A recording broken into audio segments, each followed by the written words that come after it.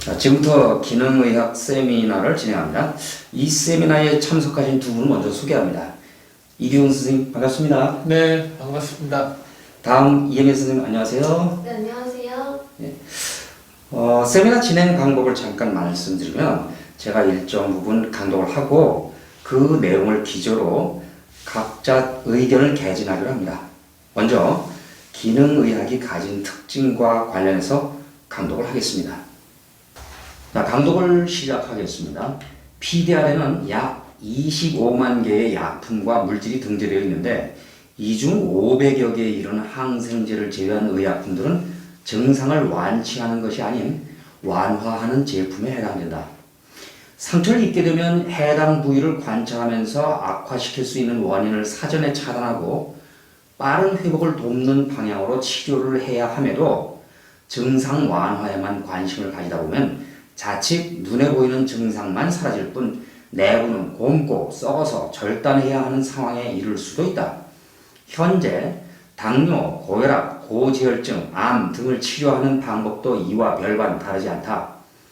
당뇨나 고혈압 치료제는 없다. 단지 혈당과 혈압을 낮추는 약일 뿐이다.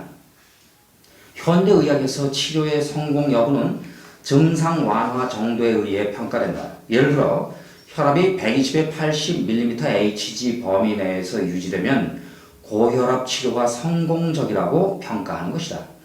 고지혈증이나 당뇨에 대해서도 마찬가지이다. 원인이 제거되었는지는 확인하지 않는다. 수치가 상승하는 원인에는 관심이 없고 의사와 환자 모두 증상을 완화시키는 데에만 전념한다. 혈압이 120에 80mmHg 내외를 유지하면 의사뿐만 아니라 환자도 안심한다. 환자는 의사에게 내 증상 빨리 알려주고 약이나 달라는 식이다. 이런 형태의 진료에 대해 불만이나 의심은 없다. 오히려 이것이 표준화된 진료 모델이다. 의사가 배운 것이란 그것이 전부이고 질병을 완치해본 경험도 완치를 시도해본 경험도 없기 때문에 완치를 원하는 환자를 반길 리 없다. 여기서 잠시 현대의학과 기능의학에 대해 비교해 보기로 하죠. 현대의학은 대증요법을 중시하므로 증상을 완화하는 것을 치료로 하고 기능의학에서는 증상이 같더라도 다양한 원인이 있을 수 있으므로 원인을 찾아 치료하려고 하는데 이규정 선생님께 기능의학과 현대의학의 비교 설명을 부탁드립니다. 네, 한번 설명을 해보겠습니다. 기능의학과 현대의학이 추구하는 바는 차이를 좀 보이거든요. 근데 질병에 대한 접근 방식뿐만 아니라 환자를 대하는 자세에도 차이가 납니다. 물론 저는 현대의학과 기능의학이 서로 보완적이라고 생각을 하고 있고요. 현대의학이 가지는 장점은 가능한 한 수용을 하면서 기능의학은 그 빈틈을 메우는 개념이라고 보시면 됩니다. 그 두 가지를 비교 설명하기 위해 표로 정리를 제가 해봤는데요. 표를 한번 보시죠. 기능의학은 건강을 최적화하는 데 목표를 두는데 반해 현대의학은 질병을 관리하는 데 목표를 둡니다. 기능의학은 협동적이면서 환자 중심의 모델이라고 할 수 있다면 현대의학은 전문적이고 의사 중심의 모델이라고 할 수 있어요. 기능의학이 각 개인의 생화학적 특성을 고려하여 치료하는 학문이라면 현대의학은 증상이 같으면 모두 같은 방법으로 치료를 하죠. 기능의학은 환자를 전체적으로 판단하고 현대의학은 증상에 따라 전문화된 치료를 하는 차이를 봅니다. 물론 치료 비용에 있어서도 기능의학은 환자가 쉽게 구할 수 있는 경제적인 약품이나 음식 등을 권하기 때문에 효율적이라고 볼 수 있는데요. 현대의학은 그만큼 전문화되어 있는 약품, 소위 말해 전문의약품을 많이 처방을 하기 때문에 고비용이 든다고 할 수 있고요. 기능의학은 원인 해결에 의한 증상 완화 방식임에 비해 현대의학은 약물에 의한 증상을 억제하는 것을 목표로 합니다. 기능의학은 예방에 초점을 두는데 현대의학은 질병의 조기 발견에 초점을 두고요. 외적 측면으로 기능의학은 인간적 감성으로 접근하기 때문에 고도의 감성과 기술을 요구하는 반면 현대의학은 고도의 기술을 요구하는 차이를 보이고 있습니다. 또 재밌는 설문조사가 하나 있는데요. 현대의학에 대해 얼마나 환멸을 느끼고 있는지 의사들에게 한번 물어보았습니다. 물론 미국의 통계이긴 하지만 여러분들이 분명히 참고할 만한 결과가 있습니다. 설문 응답자의 42%가 나를 잘 묘사한 표현이라고 응답하였고 40%는 전적으로 적절한 표현이다. 16%는 어느 정도 적절한 표현이라고 응답함으로써 응답자의 98%에 이르는 엄청난 수치죠. 현대의학의 환멸을 느끼고 있다에 대한 동의를 표현하고 있고요. 현대의학에 대한 의사들의 의식을 잘 드러낸 설문 결과라고 보여집니다. 예, 수고하셨습니다. 그러면 이어서 내용 강독을 진행하겠습니다. 당뇨나 고혈압은 완치가 불가능한 질환이라고 말하는 의사가 있다면 빨리 다른 의사를 알아봐야 한다.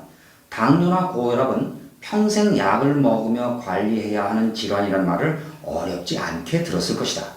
언뜻 들으면 굉장히 겸손한 것 같고 좋아 보이는데 과연 누구 좋으라고 하는 말인가? 당뇨는 2, 3주 안에 고칠 수 있는 방법이 있는 질환이다. 이들 질환을 환자가 평생 관리해야 하는 것으로 만들어 놓은 이유는 보험회사와 제약회사의 성공적인 비즈니스 모델에 부합하기 때문이다. 제약회사는 환자가 건강해지는 것보다 질환을 계속 앓고 있어야 더 많은 돈을 지속적으로 벌 수 있다. 의사들은 배운 대로 행하는 것뿐이다. 현대 의료 시스템에서 의사들의 소득이란 제약회사나 보험회사가 벌어들이는 막대한 이익에 부스러기를 주워먹는 수준에 불과하다. 어떤 중년 여성 환자가 지퍼팩에 약을 하나 가득 담은 채 센터를 방문했다.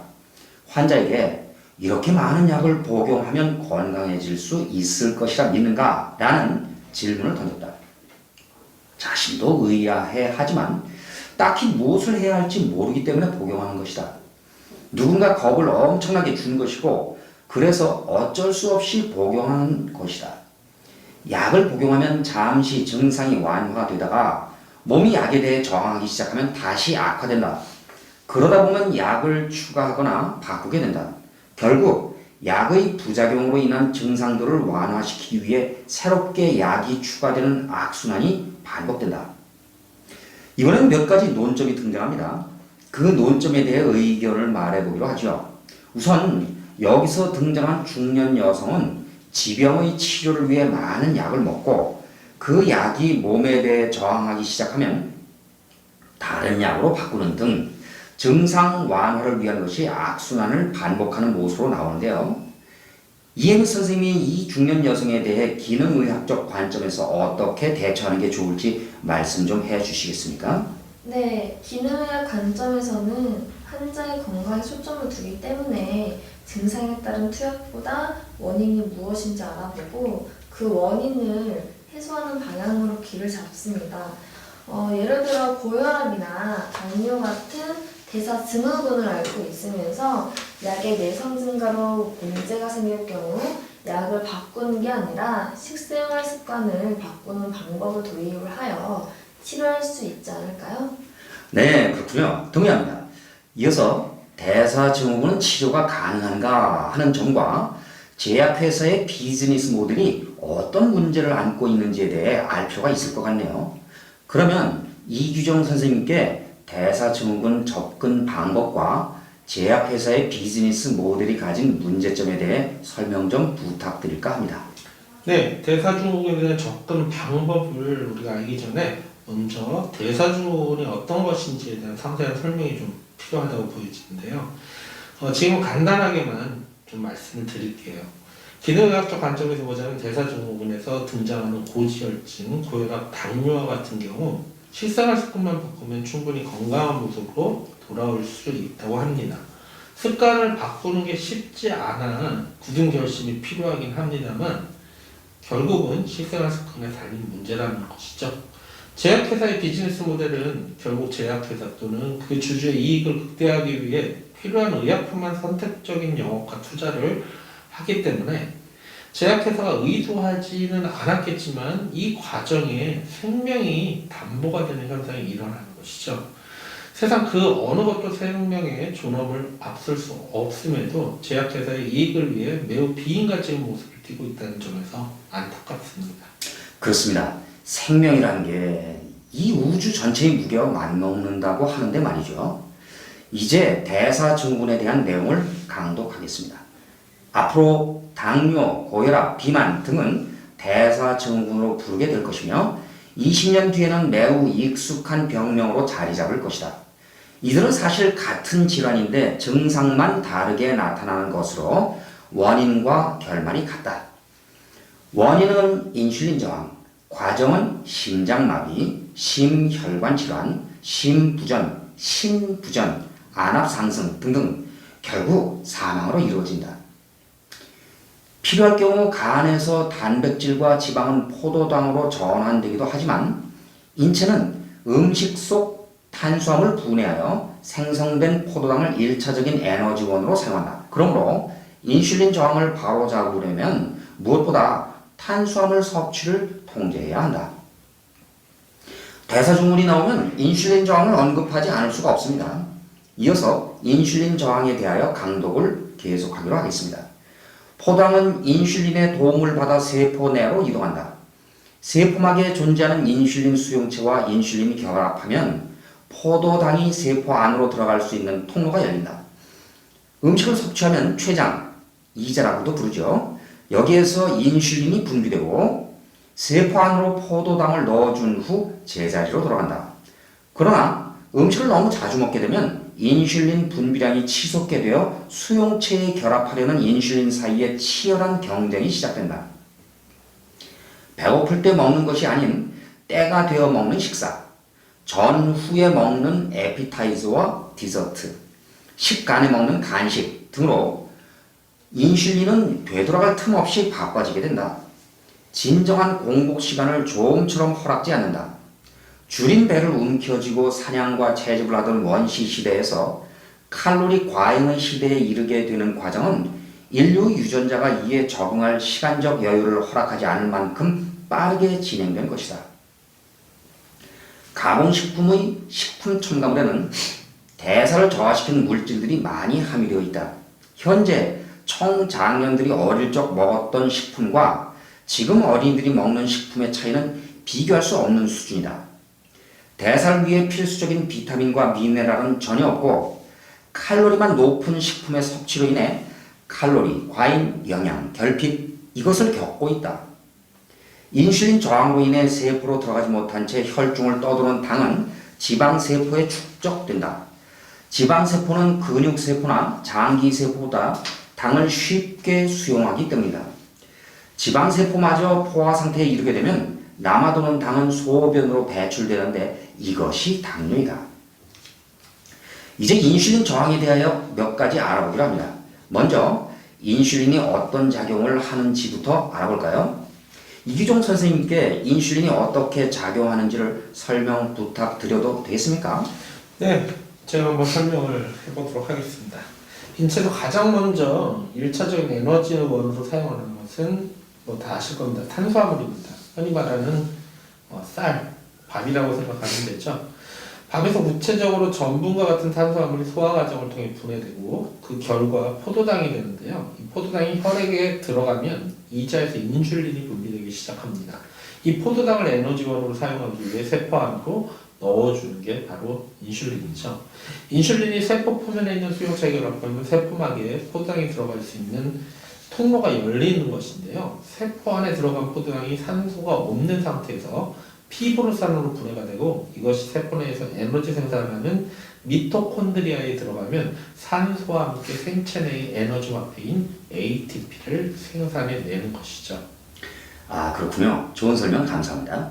이번에는 인슐린 저항이 무엇인지 알아볼 텐데 이에 대해서 좀 더 설명을 부탁드릴까요? 네, 인슐린 저항이라는 게 혈액 안에 인슐린 농도가 너무 높아지면 인슐린사의 경쟁 때문에 수용체의 인슐린의 결합이 어려워져 포도당이 세포 안으로 들어가기 힘들어지는 상황이 되는 거죠. 이런 상황을 인슐린 저항이라고 부르고 그렇게 되면 결국 혈액 안에 포도당이 많이 남게 되어 혈당이 높아질 수밖에 없게 되겠죠. 높은 혈당은 혈관의 염증을 유발하고 그로부터 대사증후군이 모두 비롯된다고 보시면 되겠네요. 예, 좋습니다. 차분하고 좋은 설명 감사합니다. 이제는 당뇨와 고혈압을 비교해보는 강독 순서입니다. 당뇨와 비만의 원인은 동일하다. 남아도는 인슐린은 난소를 공격하고 면역력도 떨어뜨린다. 세포 내에는 당이 부족하여 에너지를 생산하지 못하므로 당뇨 환자는 항상 기운이 없다. 반면 혈중에 남아도는 당은 교감신경을 자극하여 혈압을 높이기도 한다. 체중이 500g 증가하면 우리 몸은 3.5km의 혈관을 새롭게 만들게 되고 원활한 혈액 공급을 위해 심장은 혈압을 높이게 된다. 노화와 운동 부족은 혈관의 탄력과 기능을 저하시킨다. 또한 영양 상태의 불균형은 혈관벽의 경화를 유발한다. 혈관의 혈액 수송 기능이 저하되면 심장은 더 강하게 혈액을 공급하려 하기 때문에 혈압이 상승하는 것이다. 혈압이 상승하는 것은 생존을 위한 몸부림인데 이를 약으로 떨어뜨려 혈관 파열을 막고자 한다. 사실 혈관이 터지는 원인은 고혈압이 아니라 동맥경화 때문이다. 격렬한 운동으로 인한 일시적 혈압 상승은 혈관이 건강한 사람에게는 아무런 문제가 되지 않는 이유도 이 때문이다. 고혈압이 혈관 파열의 원인이라면 격렬한 운동은 기피 대상이 되어야 하며 이를 즐기는 운동 마니아들은 죽음을 감수한 위험천만한 행위를 매일같이 하고 있는 것으로 해석할 수밖에 없다. 고혈압은 1차성, 이것을 원발성, 본태성 이렇게 부르죠. 2차성, 속발성이라고 부르는데 이렇게 나뉩니다. 이 중 약 90에서 95%에 해당되는 대부분의 고혈압은 1차성이다. 1차성 고혈압의 원인은 아직 확실히 밝혀지지 않았으며 아직까지는 유전적인 요인이 가장 큰 영향을 미치는 것으로 알려져 있다. 사실 유전적인 요인은 가족력 이렇게 해야 한다. 가족은 생활 및 식습관을 공유하기 때문이다. 그렇다고 해서 유전학적 허무주의에 빠질 필요는 없다.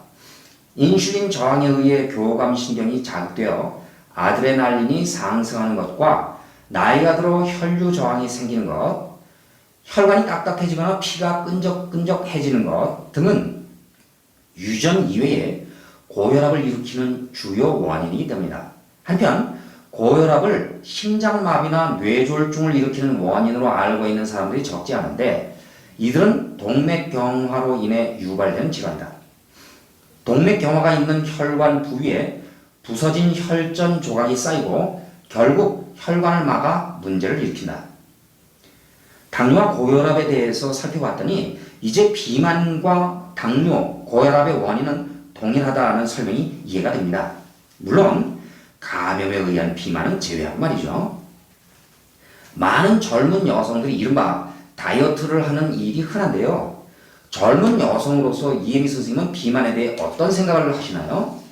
네, 비만이라고 느끼는 사람이 다이어트를 하는 게 몸을 상하게 하는 경우도 있어서 유의할 필요가 있어요. 그래서 다이어트에서 중요한 것은 몸에서 사용하는 주 에너지원을 탄수화물로부터 지방으로 바꿀 수 있어야 한다는 점입니다. 그러기 위해서는 탄수화물 섭취를 줄이고 지방 섭취를 늘리되 에너지원을 활용할 수 있는 영양소로 비타민, 미네랄과 같은 것들이 섭취를 균형 있게 하는 게 중요합니다. 이른바 저탄고지를 말씀하시는군요. 좋은 지적입니다. 또한 비타민, 미네랄을 균형 있게 섭취해야 한다는 점도 잘 이해하겠습니다. 그런데 균형 있게 비타민, 미네랄을 섭취한다는 게 음식으로는 그 양이 만만하지 않을 것 같은데 어떤 방식의 섭취를 권장하시나요? 네, 균형 있게 비타민, 미네랄을 섭취하기 위해 필요한 양의 음식으로는 엄청난 양을 먹어야 하기 때문에 사실상 어렵죠. 그래서 건강 보조제 또는 보충제를 활용하는 게 가장 좋은 방법이라고 생각합니다. 건강을 관리하기 위해서는 몸 상태가 어떤지에 대한 것도 평소에 관심을 가지고 체크할 필요가 있습니다. 예, 말씀 감사합니다. 그럼 이제 대사증후군을 어떻게 극복할 수 있는지 실천해야 할 내용을 정리하는 강독으로 이어가겠습니다. 첫째, 당분을 아예 끊는다. 몇 주만 하면 된다. 증세의 빠른 회복을 원한다면 철저하게 지켜야 한다. 둘째, 충분한 영양소 공급이 필요하다. 크롬이라고도 부르죠. 바나디움, 알파 리포산은 인슐린 수용체를 청소하는 데 도움을 준다. 셋째, 공복 시간을 충분히 갖는다. 장기도 충분한 휴식이 필요하다. 인체는 쉴 때 공복기를 얘기하죠. 항노화 호르몬을 분비한다. 흔히 아이들의 두뇌 회전을 돕고자 충분한 포도당 공급을 위해 아침을 잘 먹여야 한다고 생각하기 쉬운데, 아침을 많이 먹게 되면 소화하는 데 에너지 소모가 집중되어서 두뇌 회전을 오히려 방해한다. 식곤증은 이해하면서 시험 보는 날 왜 더 잘 먹여 보내려고 하는가? 동물들은 굶은 상태에서 사냥을 나간다. 아침을 굶어도 시험 볼 때 써야 할 영양소는 전날 먹은 것으로 충분하다. 못 살던 시절 끼니를 챙겨 먹던 것과는 차원이 다르다. 넷째, 적절한 운동은 필수이다. 운동을 하면 좋은 것이 아니라 하지 않으면 손해가 이만저만이 아니다. 유산소 운동을 하면 심장이나 혈관이 튼튼해지는데, 인슐린을 빠르게 줄이려면 고강도 서킷 트레이닝을 해야 한다. 폐활량이 늘어난 것 외에 땀을 통해 노폐물, 독소를 배출하는 효과도 있다. 단, 미네랄도 같이 빠져나가므로 보충해 주어야 한다. 운동은 관절 건강에도 매우 효과적이다. 관절에는 인체의 다른 부위와 달리 혈관이 매우 적게 분포되어 있는데, 운동은 혈액의 이동과 혈관의 연동 기능을 향상시켜 관절의 영양 공급이 원활히 이루어지도록 돕는다. 또한 관절의 가동 범위도 넓혀주는데, 부상 후 회복 과정에서 재활 운동이 중요한 것은 이 때문이다. 마사지도 림프의 흐름을 도와 대사증후군 치료에 도움이 된다. 다섯째, 충분한 수면을 취한다. 수면 부족은 인슐린 저항을 높인다.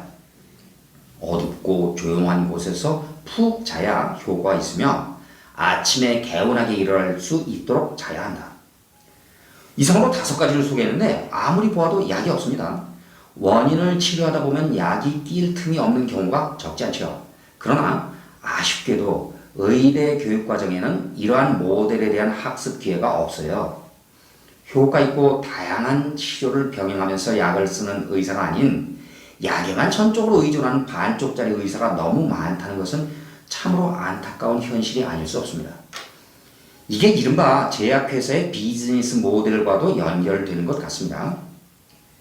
제가 유튜브에서 특히 암과 관련해 항암제 얘기를 할 때 많이 느끼게 되는 내용입니다. 대사증후군에 대응하기 위해 개인이 해야 할 것을 소개했는데, 각각에 대해 부가 설명이 있으면 좋을 것 같습니다. 이기용 선생님께 부탁드려 볼까 합니다. 네, 한번 설명을 해보도록 하겠습니다. 일단 당분을 끊으라는 것은 인체가 에너지원으로 가장 먼저 사용하는 게 당인데요. 당을 먼저 쓰라는 게 아니라 지방을 쓰도록, 인체가 지방을 쓸 수 있도록 인체를 학습시키는 과정이라고 보시면 됩니다. 두 번째, 충분한 영양소를 공급하라는 것은 인슐린 저항을 일으키는 데는 인슐린 수용체에 대한 경쟁으로 인해 수용체가 지저분해졌기 때문에 라고 볼 수 있는데요. 그래서 인슐린 수용체를 청소하는 데 도움이 될 만한 영양소를 섭취를 강조한 것이고요. 세 번째는 장기에서도 휴식이 필요하다는 면을 생각해야 한다는 것이고, 넷째는 운동을 하면 좀 더 활발한 신진대사를 유발하기 때문에 당연하게 운동을 통해 노폐물이 배출되고 혈관도 근육으로 구성되어 있으므로 혈관을 활발하게 작동하도록 돕는다는 것이죠. 운동으로 배출된 미네랄은 보충제를 이용해 보충해줘야 한다는 것도 꼭 잊지 마시고요.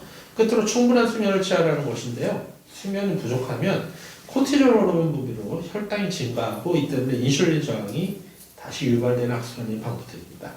인슐린 저항을 막으려면 충분한 수면은 필수겠죠. 네, 저도 추가하고 싶은 말이 있는데 진행하시는데 찾을 일 없나요?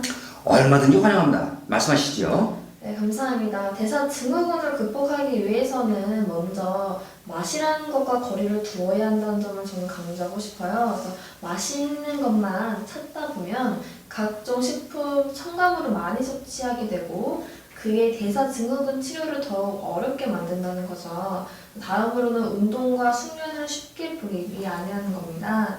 대사증후군뿐만 아니라 여러 가지 질병과 면역력에도 직결이 되어 있으니까 생활 습관을 바꿔서 평소에 꼭 운동과 숙면을 실천했으면 좋겠습니다. 훌륭한 조언으로 마무리해 주셔서 감사합니다. 두 분께서 긴 시간 수고하셨네요. 오늘 세미나는 여기서 마치기로 하겠습니다.